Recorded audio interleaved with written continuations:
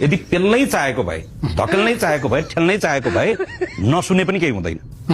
विपक्षीको कुरा सुन्दै नसुन्दा पनि केही फरक पर्दैन हामीसँग बहुमत छ हामी टेबल हान्दिन सक्छौँ तर हाम्रो अब एकैछिन नेपालले भारतको सीमा पनि निच्याछ भन्दा फेरि अलि जाउँला त्यता पनि जानु होला अब तपाईँले भनेको जस्तो तर अहिले हाम्रो सभापति किन नम्बर गरिरहनु भएको छ किन मिलाउँ भनिरहनु भएको छ नम्र हुनुपर्छ भने अभिभावक बस त्यही भएर एउटा अभिभावक हुँदै गर्दाखेरि बहुमत हामीसँग छ त्यो बहुमत भनेको फेरि त्यो हाम्रो चाहिँ त्यो अराजक स्वभाव होइन त्यो कानुनी रूपमा प्राकृतिक रूपमै पनि त्यसले पास गरेर लिएर जाने स्वाभाविक प्रक्रियालाई